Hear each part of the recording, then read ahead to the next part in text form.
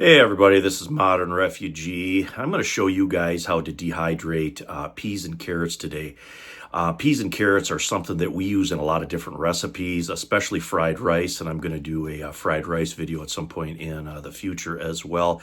But fried rice is one of those things that's one of our kind of SHTF meals. If something goes wrong, it's a quick and easy one-pot meal to be made with basically our preps, our canned chicken, our rice we got here, our seasonings we got here. But one thing that goes into fried rice is peas and carrots. So I dry peas and carrots from time to time, keep them up in the pantry, and then I can reconstitute them whenever I need them to throw them in dishes like fried rice. But it's pretty simple. And the nice thing about this is if you don't have access to a garden or anything, you can purchase just the regular frozen peas and carrots and then go ahead and dehydrate them. And that's actually what I am doing today. I got 5 packages of peas and carrots here. It cost me 98 cents a package, so I got less than $5 into this. And it's going to take a couple of days probably to dehydrate these good enough. I do it on kind of a slow slope. I crank the heat up for the first couple of hours, and then I turn the heat down to get a good dehydration on this. But anyway, I'm going to use Mom's old dehydrator that I've been using for years and years. I'm going to show you how to prep these peas and get them in there and get them going. The first thing that you do is you cut all the packages open after they're thawed out good, and you put them into a strainer, and you just let them set for half an hour, so that way if there's any residual liquid in those bags or in the peas, that has a chance to drain off.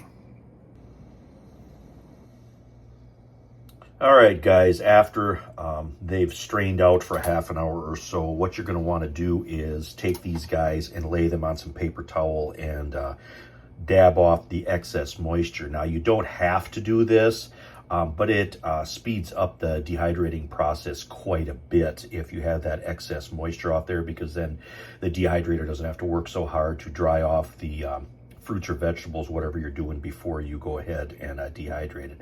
I put about 2 cups at a time on a paper towel, let them set, kind of roll them around a little bit, and then add another piece of paper towel on top to absorb that excess moisture. And at this point, you want to go through these peas and carrots and look for anything that's abnormal, like these guys right here. Anything that's of abnormal size, shape, doesn't look like it belongs in there.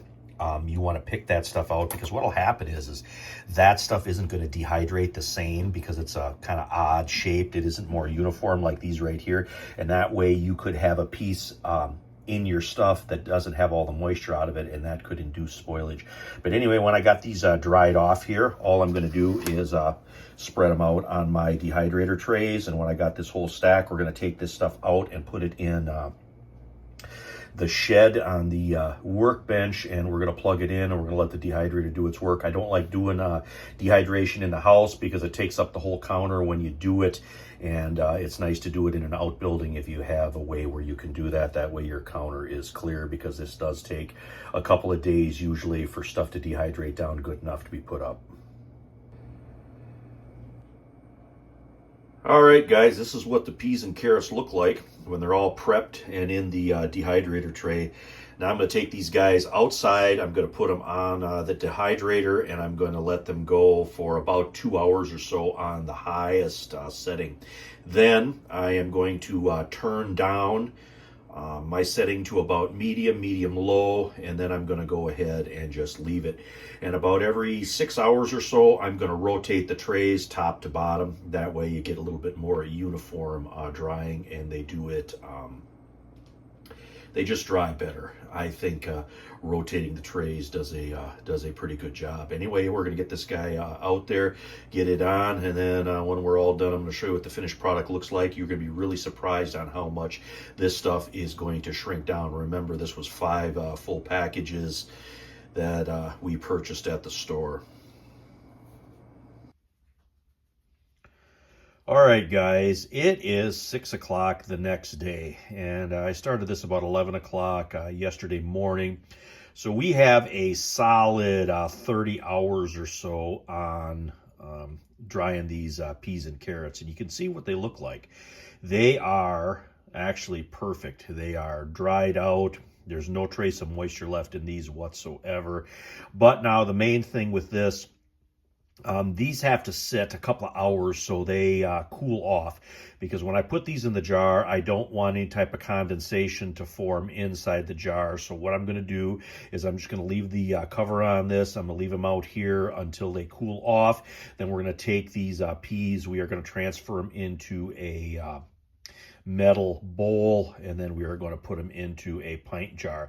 And my guess is probably all of these peas from those 5 packages will fit into 1 pint jar. And when I got that finished, I'll come back with you guys and show you what the yield is on this. Well, guys, it has been about 2 hours, and I had a chance to jar up my peas and carrots. This is what they look like dehydrated. I was wrong in my estimation.